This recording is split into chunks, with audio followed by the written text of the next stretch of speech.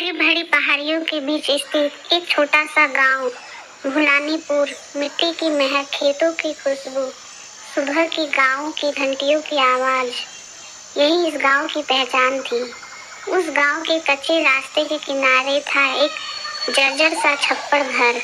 अंदर रहता था किसान हरिदास और उसके साथ उसकी 3 बेटियां, गीता, मीरा और राधा। हरिदास के चेहरे पर उम्र और मेहनत की लकीरें साफ दिखाई देती। घर में गरीबी थी, भोजन भी कभी कभार ही पूरा नसीब होता था, पर एक चीज कभी कम नहीं हुई, वो प्यार और सपना। बाबा, क्या हुआ? आज आप खेत से थके थके लौटे? हरिदास ने थकी आवाज में कहा। बेटियां, मैं तुम्हें पढ़ाना चाहता हूँ, पर गांव में काम कम है, मेहनत अधिक और पैसे तो हाथ से फिसलते रहते हैं। मैं चाहता हूँ तुम तीनों पढ़ो, आगे बढ़ो। हम मेहनत करेंगे बाबा, पर सपने मत छोड़िए।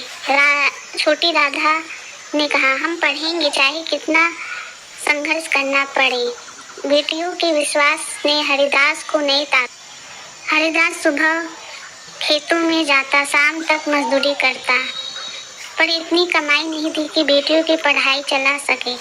कई रातें भूखी रहनी पड़ती थी। एक दिन गांव में मेले की तैयारी हुई।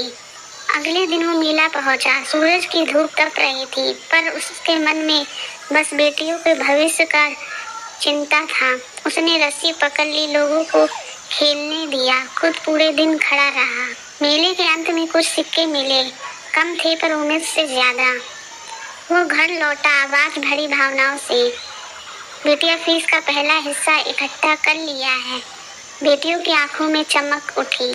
सबसे बड़ी बेटी गीता ने मेहनत की, माध्यमिक परीक्षा दी। परीक्षा के दिन उसने के पिता के पैर को छू कर गई। बाबा, आप आशीर्वाद देना, बाकी मेहनत मैं करूंगी।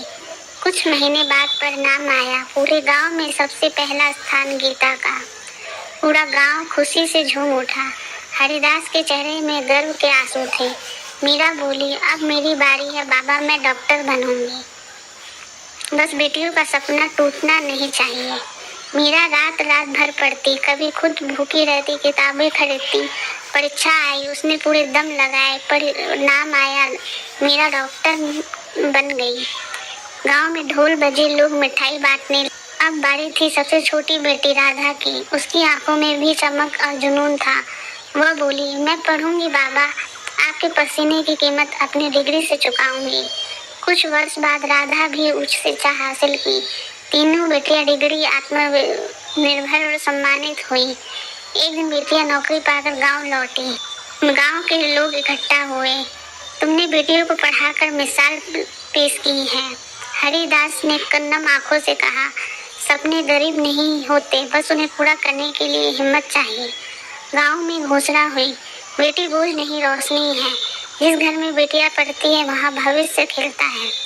और उस दिन से भुलानीपुर गांव में हर पिता ने अपने घर की बेटियों को स्कूल भेजना शुरू किया। संदेश, गरीबी सपनों को रोक नहीं सकती, मंजिल चाहे जितनी कठिन हो, हिम्मत, मेहनत और शिक्षा जीवन बदल देती है।